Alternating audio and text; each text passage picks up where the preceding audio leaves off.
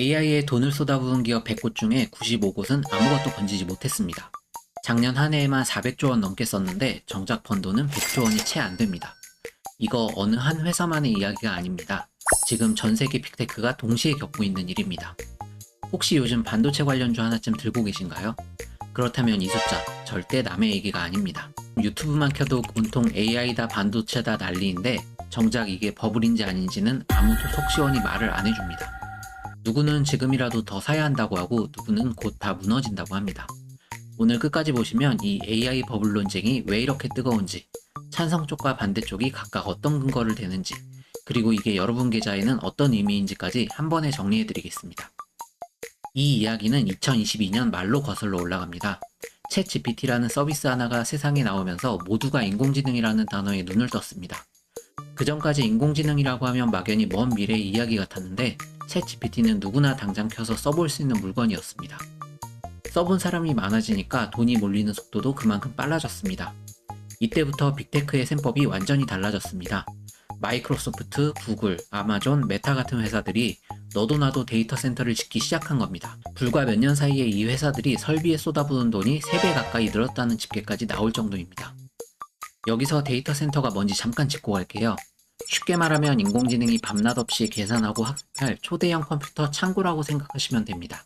동네 빵집이 손님이 몰리니까 옆 건물까지 통째로 빌려서 주방을 늘리는 것과 비슷하죠. 다만 그 옆 건물이 하나가 아니라 전 세계에 수십 개, 수백 개가 동시에 생기고 있는 겁니다. 이 창고 안에 들어가는 핵심 부품이 그래픽 처리 장치, 그러니까 GPU입니다. 이 GPU를 사실상 독점하다시피 공급하는 회사가 바로 엔비디아입니다. 엔비디아 CEO가 올해 초 개발자 회의에서 내년까지 AI 칩 매출이 1,500조 원에 달할 거라고 자신있게 말할 정도로 지금 이 시장은 뜨겁습니다. 그리고 GPU 안에는 고대역 폭 메모리, 줄여서 HBM이라는 특수한 메모리가 반드시 들어갑니다. 일반 메모리보다 훨씬 빠르게 데이터를 주고받아야 해서 아무 회사나 만들 수 있는 물건이 아닙니다. 이 HBM 시장을 삼성전자와 SK 하이닉스가 전 세계 물량 대부분을 나눠 갖고 있습니다. 정리하면 이런 사슬입니다. 인공지능이 커지려면 데이터 센터가 필요하고, 데이터 센터가 커지려면 GPU가 필요하고, GPU가 팔리려면 HBM이 필요한 구조입니다. 이 사슬 덕분에 작년 한 해 동안 국내 반도체 관련주들이 크게 웃었습니다. 코스피 지수가 오를 때도 반도체 대형주 두 곳의 상승분이 상당수를 끌고 갔다는 분석이 나올 정도였습니다. 실제로 올해 상반기 실적 발표 시즌마다 마이크로소프트나 구글 같은 회사들이 분기마다 설비 투자 목표치를 올려잡는 모습이 반복됐습니다. 시장은 처음엔 이걸 반갑게 받아들였습니다. 투자가 커질수록 반도체 주문도 함께 늘어난다는 뜻이었으니까요. 만약 여러분이 이 흐름을 타고 작년에 반도체 관련주를 담으셨다면 꽤 짭짤한 수익을 보셨을 가능성이 큽니다. 특히 국내 증시는 반도체 비중이 워낙 크다 보니 이 논쟁 하나가 코스피 전체 분위기를 좌우할 때도 있습니다. 그만큼 남 얘기처럼 넘길 수 없는 이슈라는 뜻입니다. 그런데 최근 들어 분위기가 조금씩 달라지고 있죠. 돈을 이렇게 밑도 끝도 없이 쏟아붓는 게 과연 언제까지 맞는 방향일까 하는 질문이 투자자들 사이에서 하나둘 나오기 시작한 겁니다. 이 논쟁을 이해하려면 두 가지 시선을 다 봐야 합니다. 버블이 맞다는 쪽 근거, 그리고 아니라는 쪽 근거입니다. 하나씩 순서대로 볼게요. 먼저 버블이라고 보는 쪽부터입니다. 가장 먼저 봐야 할 건 숫자 그 자체입니다. 클라우드 대기업들이 작년 한 해에만 AI에 쏟아부은 돈이 400조 원을 넘습니다. 그런데 정작 그 돈으로 벌어들인 AI 매출은 100조 원 정도에 그쳤습니다. 쓴 돈의 4분의 1도 못 건진 셈입니다. 이 중에서도 가장 자주 도마 위에 오르는 회사가 오픈AI입니다. 데이터 센터에 투자하겠다고 밝힌 금액만 1,300조 원이 넘는데 정작 올해 예상 매출은 17조 원 수준입니다. 이걸 동네 카페에 비유해 보겠습니다. 카페 하나 차리는데 13억을 썼는데 연 매출은 1,700만 원밖에 안 나오는 셈입니다. 이 카페, 여러분이라면 선뜻 투자하시겠습니까? 그것도 대출까지 잔뜩 끌어와서 차린 카페라면 말입니다. 혹시 이런 생각 해보신 적 있으신가요? 매출보다 훨씬 큰 돈을 먼저 쓰고 나중에 갚아나가는 구조. 어디서 본 것 같지 않으신가요? 여기서 하나 더 짚어야 할 게 있습니다. 바로 순환거래라고 불리는 구조입니다. 엔비디아가 오픈AI에 투자하고 오픈AI는 그 돈으로 다시 엔비디아 GPU를 사고, 클라우드 회사는 오픈AI의 서버를 빌려주면서 그 대가로 오픈AI 지분을 받는 식입니다. 겉으로 보면 서로 돈을 주고받으며 매출과 투자가 계속 늘어나는 것처럼 보이지만 사실은 같은 돈이 몇 개 회사 사이를 빙글빙글 돌고 있을 뿐이라는 지적이 나옵니다. 바깥에서 새로 들어오는 돈이 아니라는 뜻이죠. 이걸 개모임에 비유하면 이해가 쉽습니다. 회원 5명이 서로 돈을 주고받으면서 장부상으로는 매달 거래액이 늘어나는 것처럼 보이지만 실제로 밖에서 새로 들어온 돈은 하나도 없는 상황과 비슷합니다. 여기에 매출 쏠림 문제도 있습니다. 엔비디아 데이터 센터 매출의 상당 부분이 극소수 대형 고객사 몇 곳에서 나옵니다. 그중 한 곳의 주문만 삐끗해도 전체 실적이 흔들릴 수 있는 구조라는 뜻입니다. 이 논쟁이 유독 우리나라 투자자들에게 뼈아픈 이유가 있습니다. HBM을 만드는 회사가 전 세계에 사실상 2곳뿐이기 때문입니다. 그러니까 AI 버블 논쟁이 커질 때마다 미국 빅테크 주가보다 오히려 국내 반도체 대형주가 먼저 더 크게 흔들리는 경우가 많습니다. 게다가 한동안 부족했던 GPU 물량도 최근 들어 눈에 띄게 여유가 생기고 있다는 얘기가 나옵니다. 공급이 부족해서 못 팔던 시절과 공급은 넘치는데 수요가 따라가는지 지켜봐야 하는 지금은 완전히 다른 국면이라는 지적입니다. 사실 25년 전에도 비슷한 회사가 하나 있었습니다. 시스코라는 회사인데 인터넷이 막 퍼지던 시절 인터넷 회선에 필요한 장비를 사실상 독점하다시피 팔았습니다. 그때도 다들 이 회사는 망할 리가 없다고 했습니다. 인터넷 시대의 필수 인프라를 쥐고 있었으니까요. 그런데 인터넷 버블이 꺼지면서 시스코 주가는 90% 넘게 빠졌고 지금까지도 그때 고점을 회복하지 못했습니다. 지금 엔비디아를 보면서 이 평행 이론을 떠올리는 사람들이 점점 늘고 있는 이유입니다. 그런데 물론 이런 반론도 있습니다. 골드만삭스는 아직 버블이 아니라고 말합니다. 하지만 그냥 아니라고만 하는 게 아니라 근거를 들여다보면 조금 다릅니다. 지금 빅테크 대표 기업 몇 곳의 주가는 실제로 벌어들이는 돈에 비해 27배 정도인데 이게 1990년대 후반 닷컴 버블 최고점 시절 대형 기업들의 절반 수준이라는 겁니다.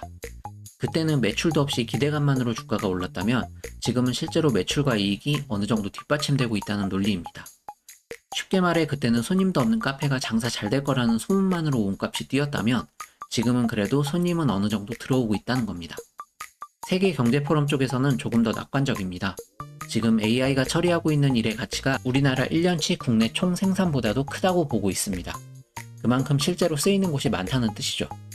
다만 골드만삭스도 경고는 함께 남겼습니다. 기업들의 AI 도입 속도가 예상보다 둔화되거나 설비 투자 부담이 계속 커지면 언제든 주가에 압박이 올 수 있다는 겁니다. 실제로 올해 초에는 엔비디아 주가가 고점 대비 9% 가까이 빠지기도 했습니다. 아직 무너진 건 아니지만 시장이 이 논쟁에 얼마나 민감하게 반응하는지 보여주는 대표적인 장면이었습니다. 미국 최대 은행 회장 중 한 명도 지금 들어간 투자금 일부는 결국 낭비로 끝날 거라고 직설적으로 말한 적이 있습니다. 버블을 부정하지 않는 쪽에서도 이 정도 표현까지는 흔치 않다는 점에서 꽤 의미 있는 발언으로 받아들여졌습니다. 정리하면 이렇습니다. 버블이라는 쪽은 쓴 돈과 번 돈의 격차, 그리고 순환 거래를 가리키고 아니라는 쪽은 그래도 실적이 어느 정도 받쳐주고 있다고 말합니다. 둘 다 완전히 틀린 말은 아니죠. 그러면 이 논쟁을 우리 계좌에는 구체적으로 어떻게 적용해야 할까요? 오늘 당장 해보실 수 있는 것 3가지만 말씀드리겠습니다. 첫 번째, 반도체 관련주를 들고 계시다면 실적 발표 시즌마다 나오는 데이터 센터 관련 설비 투자 계획을 꼭 확인해보세요. 이걸 어려운 말로 캐펙스라고 부르는데 그냥 기업이 앞으로 얼마를 쓸 건지 미리 밝히는 숫자라고 편하게 보시면 됩니다.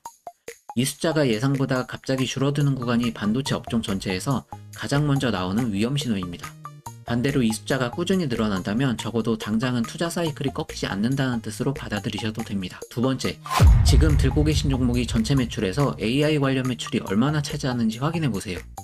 비중이 지나치게 높은 종목일수록 이번 논쟁이 커질 때 더 크게 흔들릴 수 있습니다. 반대로 AI 비중이 낮고 기존 사업에서 꾸준히 돈을 벌고 있는 회사라면 같은 뉴스가 나와도 상대적으로 덜 흔들립니다. 이 개념이 안 통하는 경우도 있는데 아예 처음부터 AI 하나만 보고 상장한 기업이라면 비중을 따지는 게 큰 의미가 없을 수도 있습니다. 그런 종목은 애초에 AI 자체가 흥하느냐 아니냐에 전부를 걸고 있는 셈이니까요. 세 번째, 순환거래 여부도 한번 확인해보세요. 내가 들고 있는 종목의 주요 매출처가 결국 같은 AI 생태계 안에 있는 몇 개 회사로 쏠려 있지는 않은지 살펴보시면 됩니다. 매출처가 다양할수록 한쪽에서 문제가 생겨도 충격이 덜합니다. 예를 들어 A라는 회사의 매출 대부분이 B라는 한 회사에서만 나온다면 B가 흔들리는 순간 A도 같이 흔들립니다. 반대로 매출처가 10군데, 20군데로 나뉘어 있다면 한두 곳이 삐끗해도 전체 충격은 훨씬 작습니다. 오늘 밤 5분만 시간을 내주세요. 증권사 앱에서 보유 종목의 최근 실적 발표 자료를 열고 매출 항목 중에 AI나 데이터 센터라는 단어가 얼마나 자주 나오는지만 세어보셔도 지금 내 종목이 어느 쪽에 가까운지 감이 잡히실 겁니다. 같은 방법으로 관심 있는 종목 2-3개만 비교해봐도 이번 논쟁이 터졌을 때 어디가 먼저 흔들릴지 어느 정도 예상이 가능해집니다. 예를 들어 오늘 확인해보니 캐펙스는 꾸준히 늘어나고 있는데 AI 매출 비중은 낮고 매출처도 다양하다면 상대적으로 안심하고 지켜보셔도 되는 종목입니다. 반대로 세 가지 다 반대 방향이라면 평소보다 조금 더 자주 뉴스를 확인하실 필요가 있습니다. 이 세 가지 체크리스트는 이번 논쟁뿐 아니라 앞으로 비슷한 이유가 터질 때마다 그대로 다시 써먹으실 수 있는 방법이니 오늘 한번 해보시고 즐겨찾기 해두시길 권합니다. 물론 이런 흐름을 보고 지금이라도 무작정 따라서 사시면 대부분은 이미 오를 대로 오른 자리에서 뒤늦게 들어가게 되더라고요. 오늘 내용 세 줄로 정리하겠습니다. AI에 들어간 돈과 실제로 번 돈 사이에는 아직 눈에 띄는 격차가 있고 그 사이를 순환거래라는 구조가 메우고 있다는 지적이 있습니다. 그런데 그 격차가 버블이 터질 증거인지 아니면 아직 초기 투자 단계일 뿐인지는 전문가들 사이에서도 의견이 팽팽하게 갈립니다. 오늘 영상이 도움이 되셨다면 좋아요 한 번만 눌러주세요. 그래야 다음에 이런 이슈도 더 빠르게, 더 깊이 있게 다뤄드릴 수 있습니다. 그런데 여기서 하나 짚고 넘어갈 게 있습니다. 아까 AI 매출이 비중이 높은 종목일수록 이번 논쟁에 더 흔들리기 쉽다고 말씀드렸는데 그럼 우리나라 반도체 대장주들은 이 비중이 정확히 얼마나 될까요? 생각보다 훨씬 높을 수도 있고 의외로 낮을 수도 있습니다. 직접 확인해 보시면 아마 놀라실 겁니다. 지금 화면 오른쪽에 띄워둔 영상 그거 먼저 보고 오시면 됩니다.